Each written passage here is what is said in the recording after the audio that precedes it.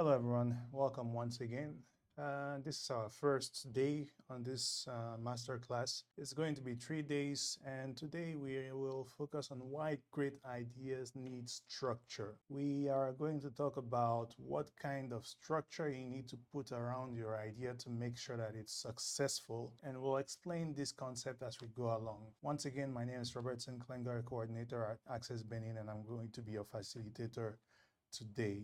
Concepts we will explore over the next 3 days are going to include things like what we just said, great ideas are not enough. It's not enough to just have a great idea. You need to be able to know how to plan, and eventually how to execute. We're going to be talking about the fact that the most innovative ideas are often the simplest. Right now, some of you may have very complicated ideas in your head, thinking that that's what's going to allow you to be successful. That's what's going to allow you to make millions. In some cases, some of your ideas will actually need to be simplified and broken down into smaller parts so that they can actually take off. A third idea that we're also going to be discussing is the fact that structure creates momentum, not constraints. Think of it as creating a house. When you're creating a house, you need an internal structure, or even simpler, take your body as an example.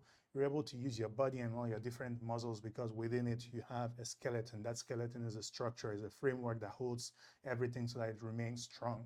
And so your ideas also need that kind of structure behind them to make sure that they are backed by something that really allows you to fly and soar. To start, we're going to begin with a quick story of something called the Haitian Revolution. The Haitian Revolution was around 1801 and was a period of time where there was still slavery within Haiti. And the slaves in Haiti revolted against their masters, against their white masters. They then rushed to grab books on military strategy left behind, and then they started studying them day and night. Now, why do you think they started studying military and strategy books day and night?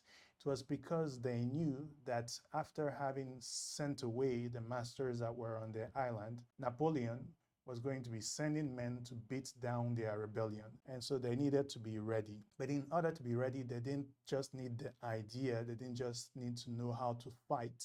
They also needed strategy. They needed things that would be able to allow them to outmaneuver whatever number of troops would come their way. As a result of that, after their focus on strategy, they were able to gain new perspectives. They also became the first army to defeat the French army under Napoleon. And this resulted in the first independent Black Republic and eventually the abolition of slavery in the Western Hemisphere. Just because they had this perspective and then they had this idea to not just wait and then try and gain weapons, but to master strategy so that they knew how to plan and then eventually how to implement and win wars. What we'll really be learning the following days is how to apply tools that will help you build successful strategies for your own businesses in different ways. For each of your ideas, some of the details might change a bit, but the general structure, the general plan we will follow is going to be the same for everyone. You really have to focus on strategy when you're starting to build your business because it's something that's extremely tactical. There are lots of possibilities, lots of solutions out there. Not all solutions are going to work in an equal manner.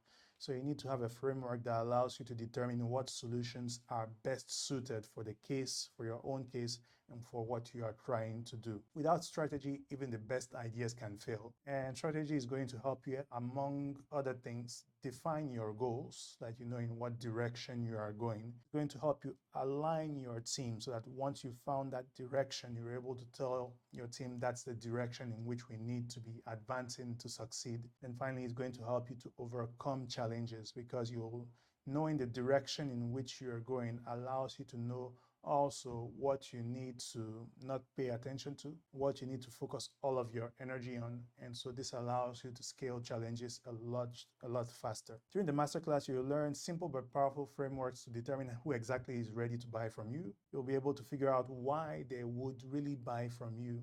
And finally, you'll be able to learn how you can convince them to buy from you. Now, who am I? That's something I've not spent much time on, although some of you already know. Just really quickly, and I also said a bit at the beginning.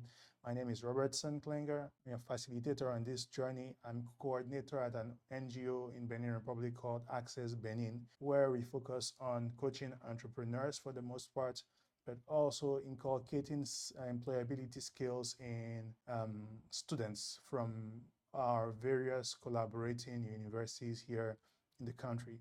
Access is also in 6 different African countries, and originally the idea was from the University of Leipzig, so we're a consortium and we work in all those countries. Out here in Benin, what I tend to do is help innovators and leaders run and turn big ideas into actionable strategies, because sometimes the ideas are too big. We need to shrink them down for our markets, starts, and then eventually scale to something bigger. A lot of simplification is therefore usually involved. And what I hope to be able to do over the next 3 days is help you transform your concepts into clear, achievable plans that you can then put into motion. Oh. Now let's talk about 3 basic secrets you need to hold dear to make sure that you are successful. First, great ideas aren't enough. An idea, no matter how innovative, is just the starting point. It's just the beginning. For example, Friendster, which used to be a social network, failed due to poor execution despite its very innovative concept at the time.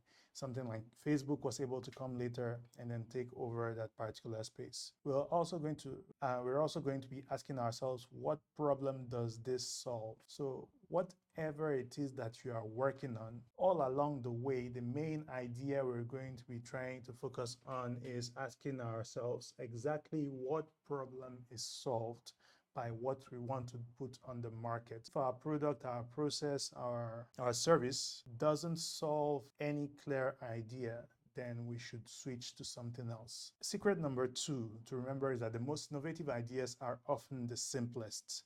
Success doesn't come from complexity. It comes from clarity. It comes from scarcity of a solution that people are ready and willing to use. And so that's what you need to focus a lot more on. Quick example, Airbnb, what they did was simplify travel by addressing real customer needs and by providing affordable lodging and unique experiences. When you get an Airbnb, it could be someone's house, it could be something that looks more like a hotel, it could be more professional, it could be more amateur.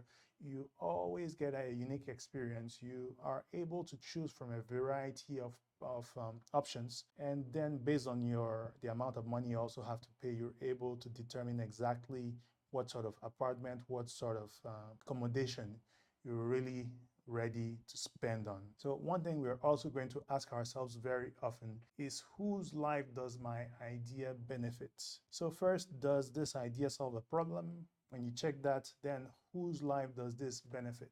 You may be solving a problem that nobody cares about.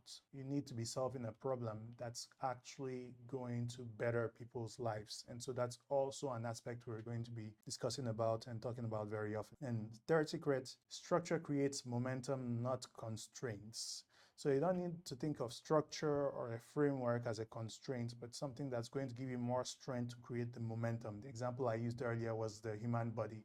You have all these bones.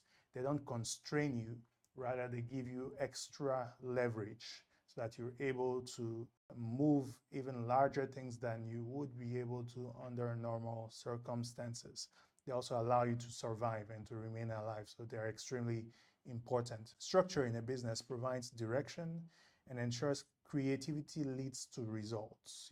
In most cases, you don't just want random creativity, you want directed creativity. You want it to go in a particular direction. The tools that we're going to be using over the next couple of days are, amongst others, the value proposition canvas, the customer avatar, and the empathy map. We will define the value we bring to the market.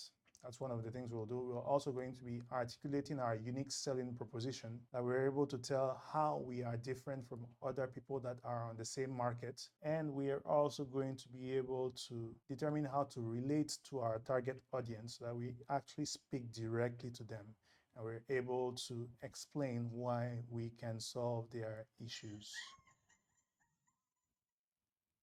So, what does success look like to you? If all your ideas had a clear, actionable strategy, do you think you would be successful? I think so. Unless there are really negative market forces in the background or governmental issues ahead of you, you are going to be successful. And so, what we want to make sure is just that your ideas are clear and you have actionable strategies behind those ideas. Now, one other thing, if you could clearly articulate the value you bring to the market, do you think you would be successful? That, of course, also is a yes. If you can clearly articulate the value you bring to the market, you can sell those ideas to people. If you can sell the ideas to people, you'll be successful. Lastly, if you learn to identify and connect with the right customers, do you think you would be successful? Of course, if you know exactly who your customer is, then you're wasting a lot less time than trying to go to random people to sell to them.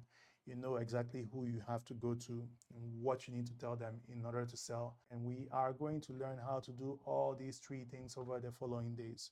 So this is an extremely important masterclass. Make sure you're here on all the subsequent days so that you're able to pick up on all the different skills that we will be discussing. Strategy is really your path to success as a result. That's the main idea I want you to take back. The Haitian Revolution that we started with shows us that strategy isn't a luxury, it's a necessity if you want to advance. Also, with the right tools, you can achieve extraordinary things. That's one thing we are going to be able to see over the next couple of days. We're going to be using very simple tools that can allow you to align your ideas and make sure the people who also work for you have their ideas as aligned as you do. Then finally, together, I hope we can accomplish extraordinary things. And now, based on everything we've said, do you think this masterclass is worth your time? If it is, then write that down below in the comments within the group. And if you have any questions, ask them also so that we can answer them as we go along. The next part, what we're going to be doing is turning on our cameras and having a quick discussion so that you can also ask your questions directly if you want to.